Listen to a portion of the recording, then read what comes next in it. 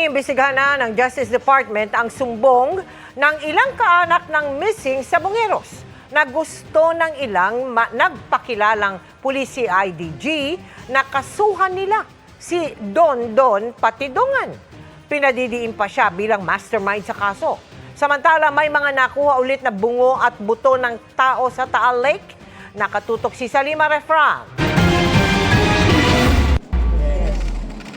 Takang-taka ang ilang kaanak ng mga nawawalang sabongero sa inilapit umano sa kanila ng mga nagpakilalang pulis CIDG.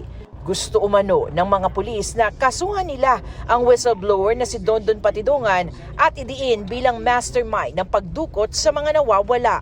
Tumawag po sa akin si and sabi niya sa akin, according to dun sa affidavit namin, ang kakasuhan daw na po namin ay isa si Mr. Don Patidongan. Sabi ko, bakit niyo po kakasuhan si Sir Don?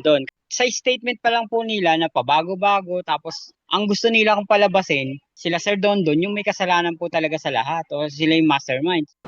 Nanindigan ng mga kaanak na hindi sila pipirma sa affidavit kapag kinasuhan si Patidongan. Ang insidenteng ito nakarating na rin kay Justice Secretary Jesus Crispin Remulla. Isa yan sa mga ulat sa amin na may mga kumikilos na ganyan ang gusto mangyari. Kaya na-relieve na yung service director ng CIDG. Matatanda ang hiningi ni Remulla kay PNP Chief Nicolas Torre III na alisin muna sa pwesto ang isang service commander dahil sa issue ng tiwala sa paghawak sa investigasyon. Sinusubukan pa naming kunan ng pahayag ang PNP. Nitong weekend lang ay hepe pa ng CIDG si Brigadier General Romeo Macapas. Sabi niya sa isang text message, vine-verify pa nila ang impormasyong may mga pulis CIDG na nagpapadiin kay Patidongan sa mga kaanak na mga nawawala.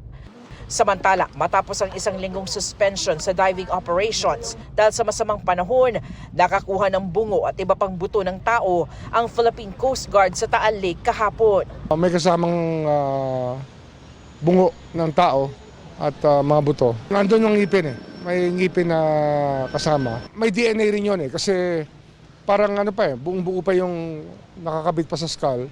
So baka doon sa ngipin mismo may DNA pa. Tulad ng mga naunang nakuhang buto, dadaan ang mga ito sa forensic examination at DNA collection at posibleng ikumpara sa dental records. Nakuha ang mga buto sa mga kwadrant ng lawa na itinuro ni Patidongan.